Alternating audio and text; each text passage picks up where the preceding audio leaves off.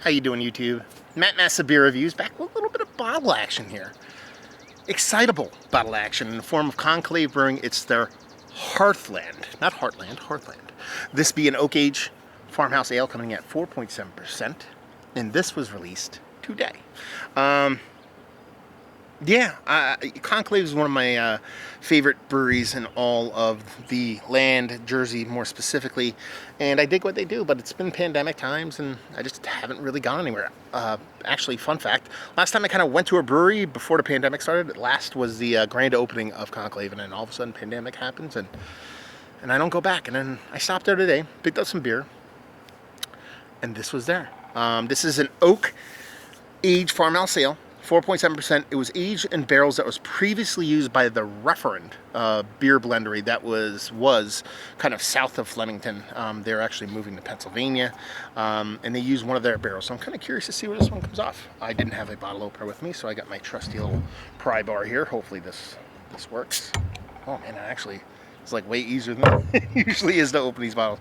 And you can see this beer definitely wants to get out of this bottle. So it's not gushing, but yeah, so we'll see how this one lands.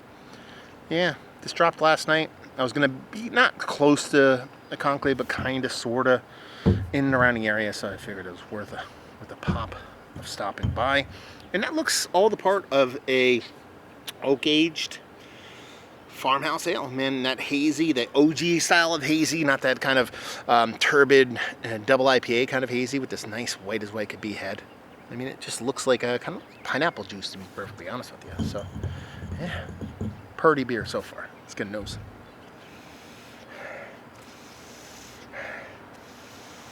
Citrus, limey, lemony, grapefruity citrus is the big note here. There's a little bit of like a vinous characteristic to this.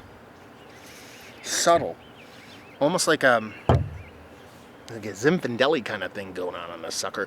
So it's got this bright kind of, and when I say Zinfandeli, I want to flip it now and switch to like a Belgian golden sour kind of thing going on. It's not sour, but it has that kind of vibe, that little nuance to it. But it's all the parts of a lemony grapefruit kind of citrus, a big grain kind of husky, kind of a little toasty, grainy kind of component to it, and a decent, not overpowering, but a decent kind of soft oakiness to it. It's not sharp, it's not fresh, it's not vanilla laden.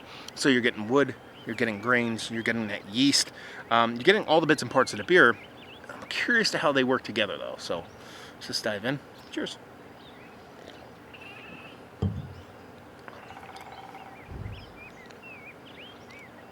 It's really pretty. It's a pretty beer. It's a very, very pretty beer. A little bit warmer than I'd like to have it. I mean, I just got home from this, got this home from the brewery, but I'm assuming they have it at temp that they want it to be at, so it's at what their temp would be. It's probably close to like 50. I'd like might be a little closer to like 47. That's pretty beer. A lot of citrus in here. Not fleshy sweetness. Even though there is a touch of that going on, a little pop of sweetness to it, which is nice. But it's more of kind of like a under zesty kind of rindiness to it. It's all the parts of that kind of lemon in combination with that grapefruit. There's a lot of wood going on here. A drying kind of, not overly aggressive oakiness. It's more kind of a drying tannin than it is a huge oak kind of tannin. There's really not much as far as kind of like any kind of vanilla in there.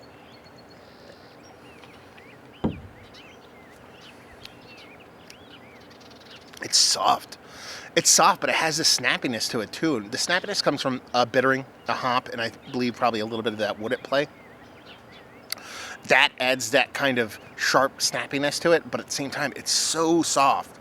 It's so soft. It has this soft creaminess, very much kind of almost that water nerdy level of hoppiness that I get from really well-known hazies, is what I meant to say.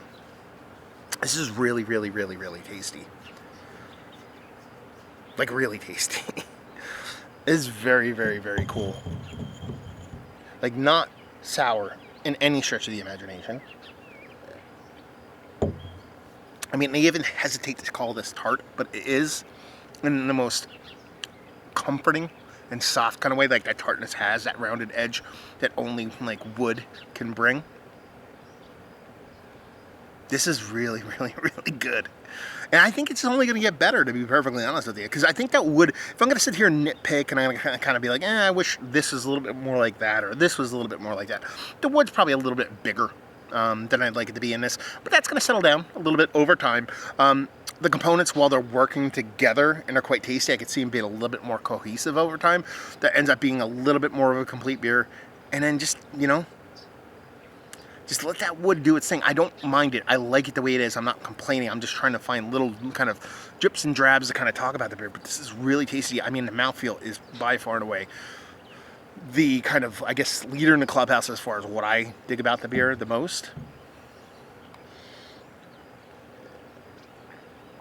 Like I said, in a perfect world, this would have been a little bit colder for me, but I'm liking the fact that I'm drinking this at this temperature now, because I think I'm getting a little bit more from this beer than I originally would at that lowerish temperature.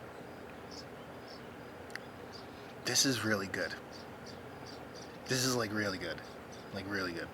Oh, when I was down there, I was talking to Tim from Conclave, and he was kind of like, hey, what, you got some of those beers? I'm like, yeah, probably gonna go review it. And he's like, oh. He's like, hope you like it. And, this is the stuff that he digs, he loves Lager Pilsner, he loves Farmhouse Ale. And it's cool to kind of see these beers, I don't want to say finally coming out of Conclave, because they've been kind of dancing around this for quite some time. But the full package, the bottle, the label, the wood, the barrel, and the beer come together in a format and in a presentation and a taste that I know this is what he wants to drink. And and when you drink these kind of beers so long and you make them yourselves, even if they are really, really good, I think when you make them, there tends to be a little bit of, even though you like it, you can't separate yourself. Like, my wife is sitting over there with my child, and I think he is the cutest kid I've ever seen in my life. And he's handsome, and he's just about perfect. But I don't know if that's just me being biased because he's my kid. Well, this is his kid, I don't think you should have a problem enjoying this yourself, brother, because this is really tasty stuff. This is what I imagined. And again, we didn't get too deep in his thought process of this beer and what they were trying to do down there in Conclave, because it's more than just him. But this is it. I don't want to kind of associate it with other breweries, but it's what you'd expect. Maybe a little less tart, but what you expect from like the Hills of the world and that kind of thing. And I think that's what he's going for. And I think they did a really good job of it. And like I said, this is hot off the press, released today. I'll probably post this tomorrow. And just say that's an absolutely fantastic, delicious beer. Exactly what I want to drink out here in this environment, I'm here in my, hearthstead, if you will, kind of sitting out here.